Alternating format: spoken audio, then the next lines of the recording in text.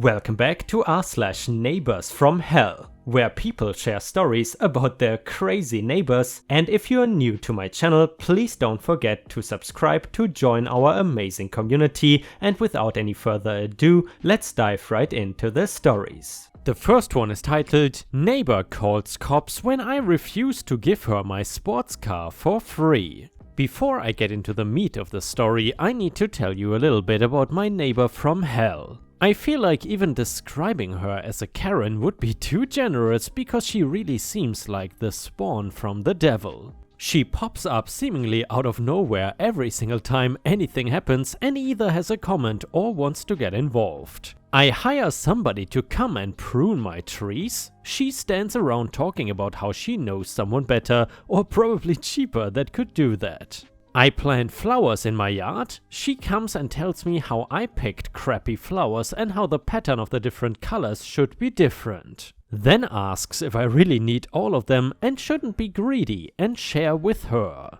I have even caught her a couple of times trying to grab whatever delivery was dropped off at my house before I could get to it first. However, she never succeeded. The area I live in ends up getting a little bit of storm damage done to the roads every year. Usually, the year before it ends up getting fixed is a disaster and you just have to accept that you might end up going for a real bumpy ride. Well, this time it was a little too bumpy and my tire seemed to have caught something because I could tell that the air was coming out of it. As anybody reading this with a car knows, mechanics are not cheap.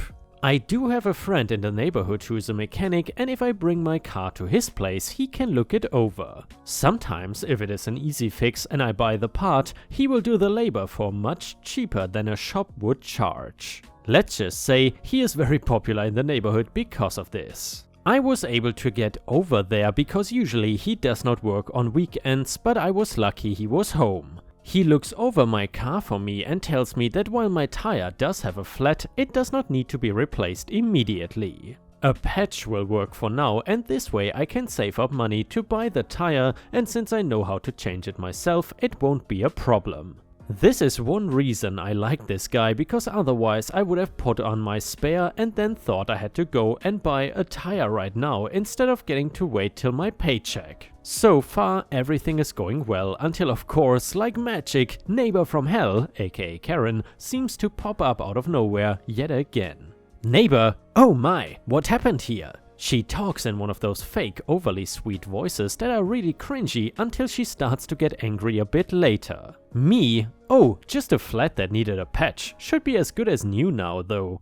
Neighbor, you know this is why a car like yours is so dangerous. It goes so fast down the roads and really is unsafe for somebody like you to be driving. I have a nice Mercedes sports car that I love deeply and worked really hard to get. I drive like a normal person and hate if anybody starts talking crap about my car.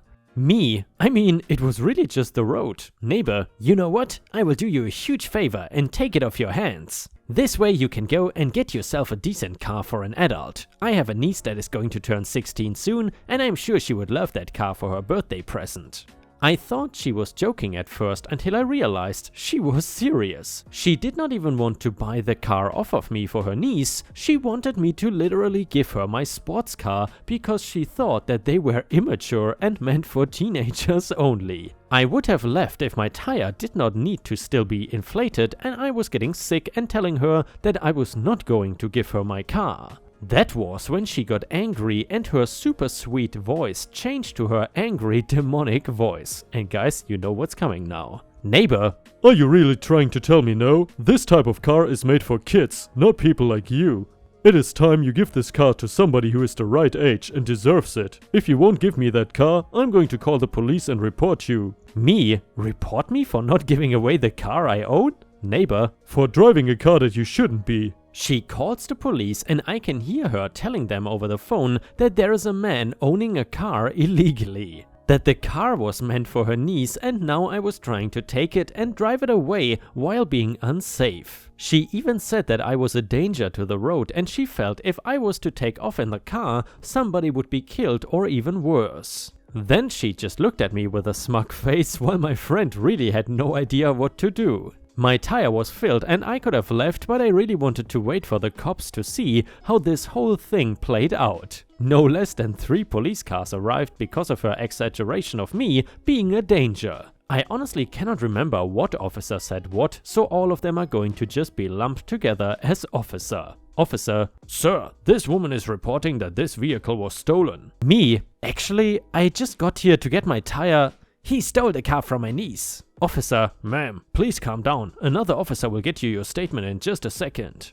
So I got to tell the officer the whole story about how this was my car and it never belonged to the neighbor or her niece. I just had a flat tire and came to get things fixed, and she showed up demanding that I give her the car for free. Meanwhile, I can hear neighbor because she is so loud yelling about how she knows the law and sports cars are only meant to be driven by teenagers. They can quickly tell that her call to them was BS, and I even showed the car registration and let them run my plates and ID to just prove that the car was mine and had been for quite some time. My friend even backed me up, saying that he saw me with this car for years and I was coming to get a flat fixed because of the roads, not that I was driving dangerously or anything. It did not take much to convince them, even after the neighbor seemed to switch back on her fake sweet voice for the police. They ended up arresting her because it was not her first offense for calling the police claiming an emergency when there wasn't one. The whole time they were arresting her, all she could keep saying was that she was trying to do me a favor by taking my car and giving it to someone who should actually have it. The last I heard before they closed the door on her and I got to leave was that she was going to sue me for driving an illegal car and the judge was going to give it to her. I never did hear from the court or the judge that a guy in his 40s was not allowed to own or drive a sports car. I got the new tire a few weeks later and the roads started to get paved and fixed. She rides smooth, and I can promise that even if I did sell this car one day, it was never going to go to her or anybody that acted like her. I don't know if the courts told her to stay away from me, but she has been, and I could not be happier about that. And yeah, Ripe Stars, I gotta say, in some of these stories I am not sure if it is the jealousy or some people just being crazy that leads them to act like this. I guess in this situation it was probably a combination of both. However, I have to say I really like how OP handled the whole situation. Either way, if you enjoy my videos, then please don't forget to like the video and post some star emojis in the comments if you want to support me. Thank you very much in advance.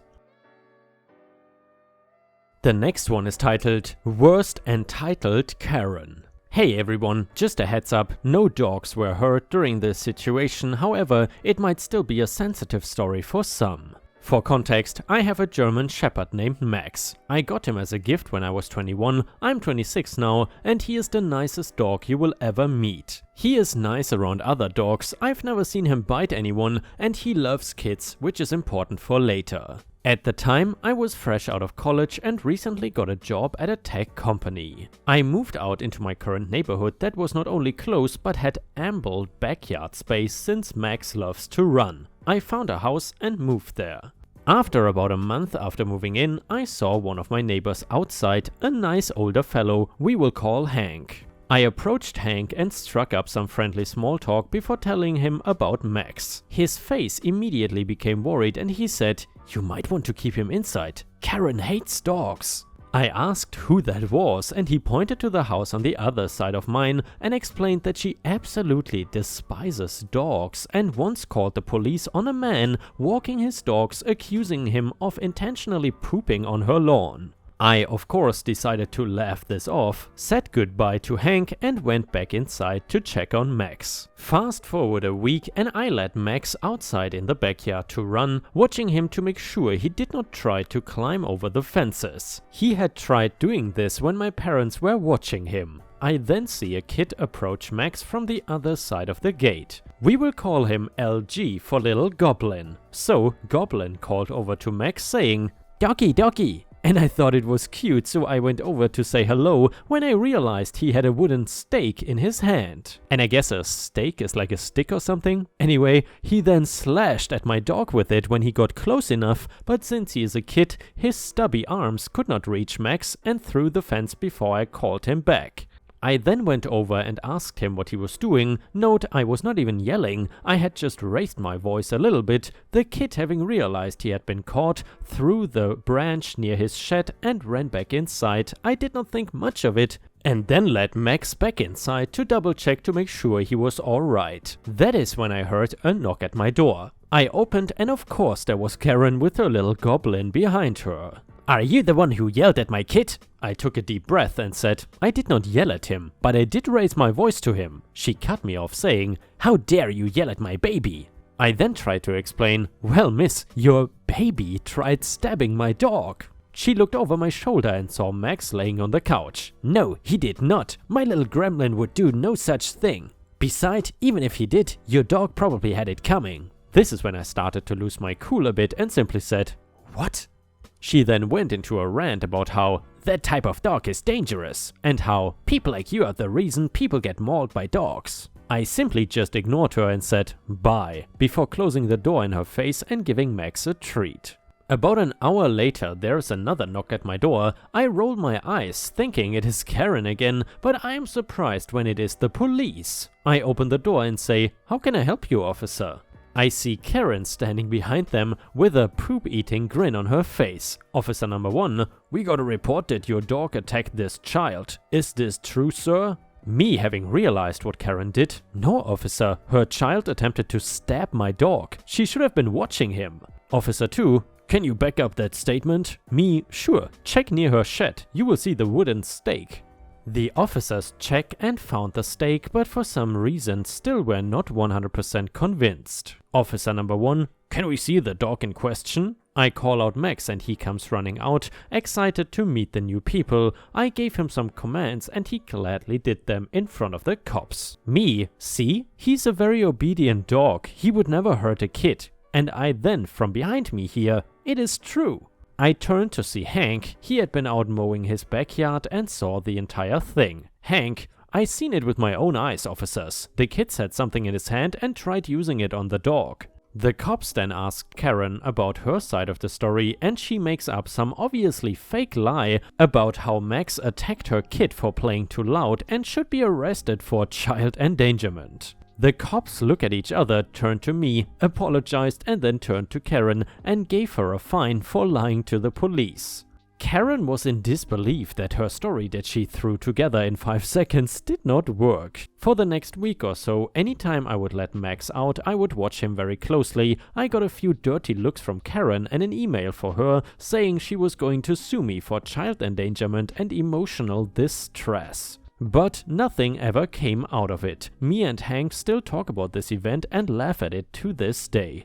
Update: thank you all for the words of support, everyone. I did make sure to install security cameras after this event and have caught her trespassing a few times. And I've made sure to watch Max a lot closer while he is outside since this event. There have been a few more times where I've had to deal with this lady, but those are stories for later. Recently, the Karen confronted me again last week. Apparently she is divorced, gee, I wonder why, and the father won custody of the gremlin. She came to me with obvious fake tears and said it was all my fault, since they used the police report of the event in court against her. I had to hold back my laughter and just said, "Oh man, that sucks," and walked off. And yes, just in case she tries poisoning him, I got permission from the landlord to build a higher fence on my side, which I'm in the process of doing. And yeah, ripe stars, I know that a lot of my viewers are dog lovers and I know that some of you would probably go nuclear on this Karen